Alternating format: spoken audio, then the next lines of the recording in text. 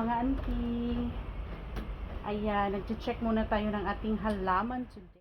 So, hello everyone. Good morning. So, today is Nani's Day. So, we're on the way to Botanic Garden. So, finally we're here.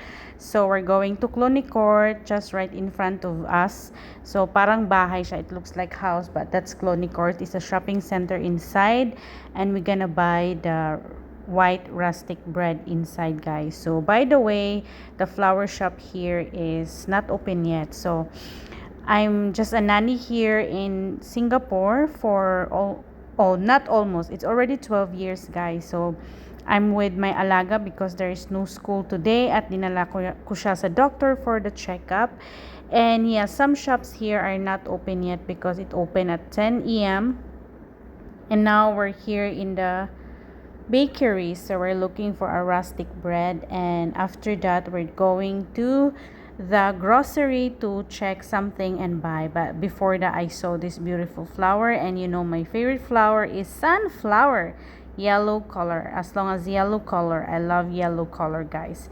So yeah, by the way, after dito sa grocery, we're going back at home and we stopped by to buy something first. But anyway, we have to cross this bridge to go to the opposite bus stop to go back to our place.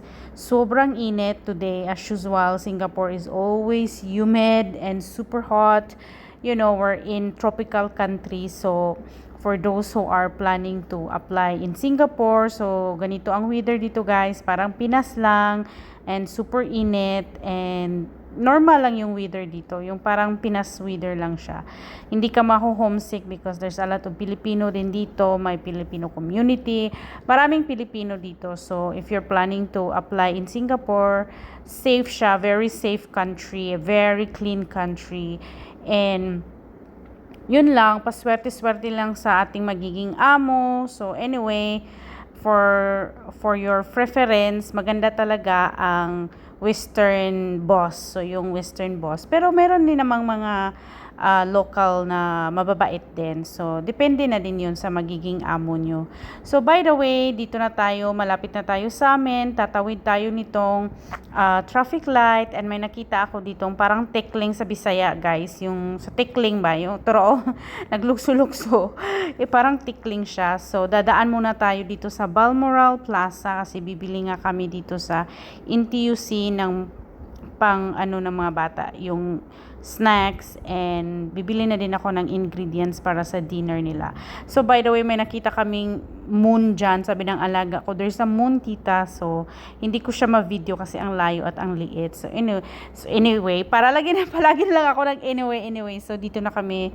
At may nakita akong bagong flavor nito. Oh. Tignan nyo, guys. Fried chicken nuggets. Ha? So, bagong flavor yon. After noon, mga auntie, so yung alaga ko is naiinitan and gusto siyang mag-swimming. So, nandito kami sa swimming pool and I'm reading my book, The Mountain Is You. Sobrang ganda nito, guys. It's inspirational book. Dito muna habang nagsiswimming at nagtatambay. Nang umuwi na kami, mga ante or guys, nagluto na din ako or gumawa na rin ako ng salad for my big boss. So, meron silang mozzarella, tomato stick. So, ayan. And yung salad kasi mostly my boss like salad. So, salad lang talaga. And mga bata, ihahatid ko naman sa kanilang taekwondo. Ayan, nag-taekwondo na naman sila. So, ang yung taekwondo lang, mga auntie, nandyan lang siya sa may Balmoral Plaza. It's just 5-minute walks away from condo namin. So, sobrang lapit lang din naman. And thankful is very convenient para hindi na ako mahirapan. Naghatid dito, hatid sundo. So, malapit lang siya. So, nakakatuwa, no? Kasi tignan yung mga bata dito, guys. Yung mga bata, hindi pwedeng, wala talaga silang mga aktibidades sa buhay. So, meron silang mga kanya-kanyang activity. So, nag-cheer kami dito sa isa kong alaga kasi I have 2 alaga, 2 alaga ko. So, ayan mga auntie, gabi na. So, sinundo ko yung alaga ko sa kanyang taekwondo. So, gabi na kami kauwi. 7 plus na to, mga auntie. Uwian na. So, pag uwi ko sa bahay, gumawa ako ng tortilla. So, nilagyan ko lang siya ng spinach, egg, tapos maraming mozzarella kasi gusto ng mga bata yung talagang maraming cheese. Ayan, nilagyan ko ng maraming mozzarella dyan, nuts. Tapos, simple lang, egg, spinach. Nilagyan ko ng spinach para may, green tayo dyan. Para healthy pa rin, di ba? O, tortilla. Masarap to siya, mga auntie. Pwede sa breakfast, pwede sa lunch, pwede sa dinner, kahit anong time pwede siya. So, ayan, lagyan ko na naman ulit ng cheese. Okay, mga auntie, so that's it for today. Ang daming ganap si Yaya ninyo, mga auntie, super busy, laging ganito.